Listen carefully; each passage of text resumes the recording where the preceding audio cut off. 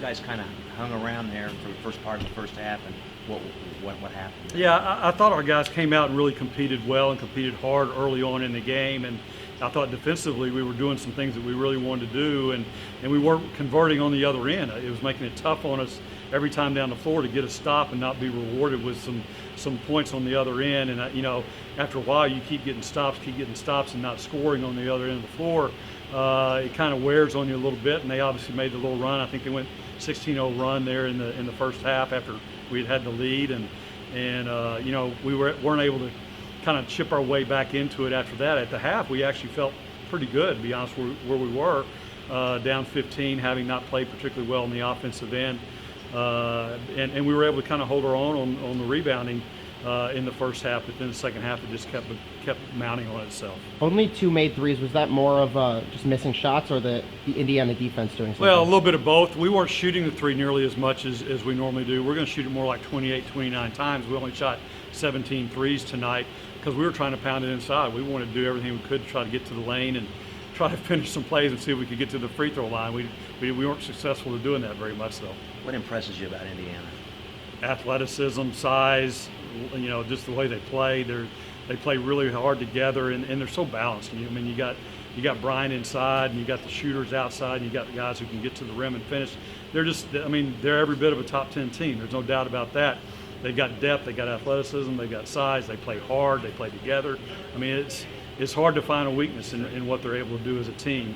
We tried to do what we could to kind of minimize Blackman, and he just kept coming in, knocking down shots every time we'd play off of him a little bit, trying to help on Brian or something, and they'll pick you apart a lot of different ways. What can you take away from a game like this? I thought we competed in the first half. I really believe our guys came out and played hard. Didn't play particularly well. That has a lot to do with our opponent, but we played hard, and we competed every possession, and that's what we had hoped to do going into the game was come out and compete. Second half, we got wore down just a little bit, but I think we can take some things away from this heading into conference play.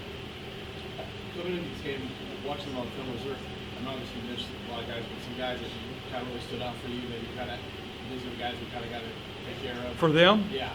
Yeah, I thought Johnson, we had kind of talked about Johnson being the unsung hero of their team in a lot of ways. Everybody talks about Blackman, talks about Bryant, talks about OG and those guys, but he's kind of a guy who just kind of silently kills you, and that kind of, we knew that going in, and we were doing everything we could to slow him down, but we weren't very successful. I thought in the first half our transition defense was pretty good, but they got going in the second half with transition because their guards are so quick and can get to the rim and really finish plays. I'm just so impressed with their team. With OG out, obviously Juwan Morgan has kind of stepped in. Let's talk about the impact that you saw from him that he's able to make. He's basically kind of a seamless transition from OG to him. Yeah, he's a very versatile player. He can play inside, outside. He causes problems with it because he's so strong inside. Deceivingly strong, I think. I don't think you really realize until you get out on the court with him and really see him up close and personal. But he can play outside. He has guard skills in a lot of ways. And so it's been a pretty seamless transition over to him. I know they're looking forward to getting OG back, but I think they've been able to develop him in the meantime, and really I think that's going to serve them well as they move forward. Biggest arena you'd played in this season before today was Marquette. What was it like playing in this kind of environment, this kind of atmosphere? What do you think the players could gain from that? The size of the arena I don't think is much different from a lot of places that we play. We played in the Pit this year as well, but it's just the environment. The crowd is so into the game. They're so knowledgeable. And to me, that's what makes this different. Is they're cheering no matter if it's a 5-point game or a 25-point game, and they're cheering plays. They're not just making noise. They understand the game so well, and I think it makes it fun for us to be in that sort of environment. I don't think our guys were intimidated by it necessarily, but certainly it kind of wears on you as the game goes along.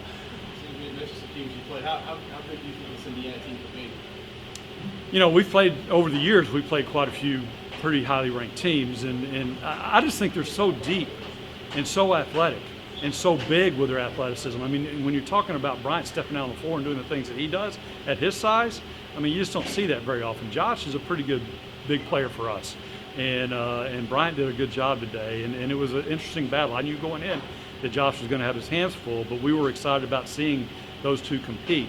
But yeah, this is as good a team as I've seen in quite some time. All right, thank you.